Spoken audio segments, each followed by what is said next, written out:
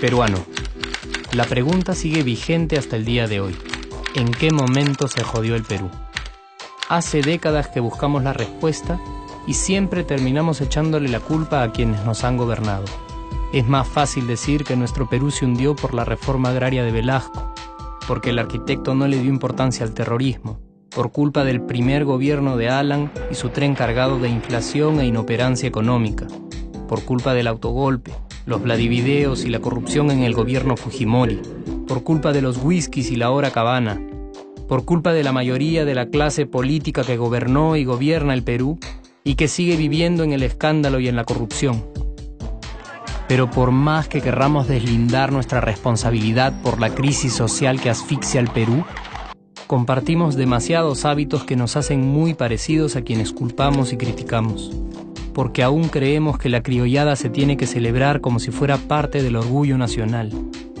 Somos vivos y por eso compramos facturas para pagar menos impuestos.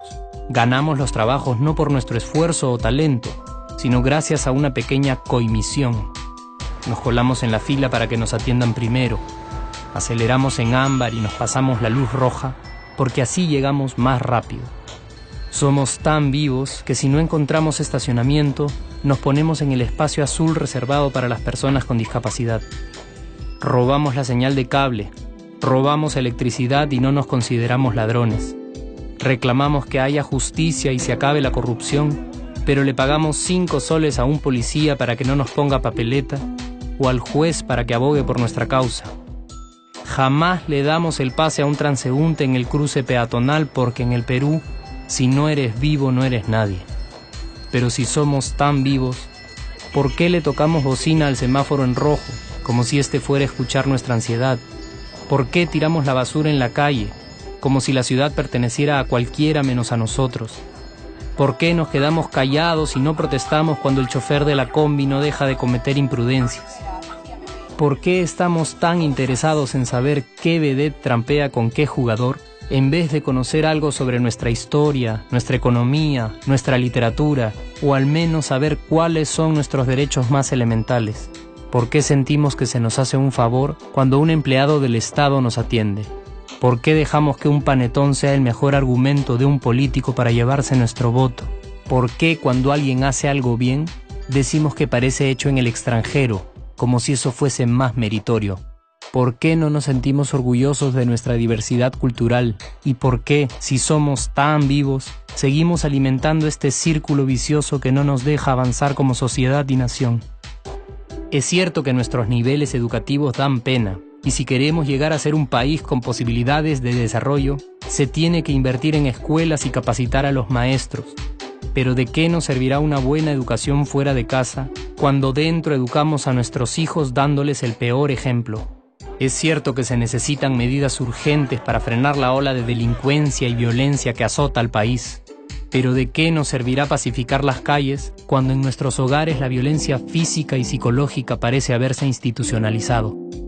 Es cierto que se necesita una verdadera reforma judicial para que en el Perú se pueda hablar de justicia, pero ¿de qué servirá lograrlo cuando la mayoría de nosotros sigue avalando la ley del más fuerte, del más rico, del más vivo? Es cierto que para reducir los conflictos sociales se requiere del diálogo, pero ¿de qué nos servirá ese diálogo si seguimos pensando que dialogar es imponer nuestras ideas y no escuchar al que piensa diferente a nosotros?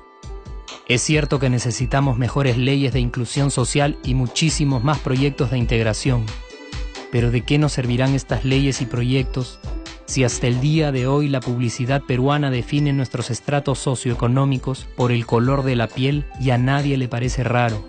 Si hasta el día de hoy seguimos avergonzándonos de nuestras diferencias o sintiéndonos superiores por estas mismas diferencias. Es cierto, es mucho más fácil echarle la culpa de absolutamente todo a nuestros gobernantes, pero la realidad es que el Perú se hunde en exacta proporción a esa viveza que alimentamos todos día tras día. Sí, somos nosotros la materia prima con la que se hace este país, y si no corregimos nuestros hábitos, si nuestra materia prima sigue adulterada, cualquier producto que hagamos también saldrá adulterado. Y por más logros que obtengamos en nuestra economía, en los deportes, en las artes, en nuestra cocina, por más orgullosos que nos sintamos de nuestros representantes, de nuestra historia, de nuestras maravillas o de nuestra creatividad, si no cambiamos estos hábitos, seguiremos preguntándonos ¿en qué momento se jodió el Perú? Yo ya estoy harto de esa pregunta. Estoy harto de ver cómo un país con tantas posibilidades y oportunidades, con tantas riquezas naturales y con tanta historia, tenga que seguir viviendo en el subdesarrollo solo porque no nos creemos capaces de vivir de otra manera. Estoy harto de que las desgracias de nuestros vecinos sean nuestro mejor consuelo. Harto de que el sí se puede sea solo una frasecita hecha para un partido de fútbol y que no podamos aplicarla en nuestra vida. Aunque te cueste creerlo, sí podemos.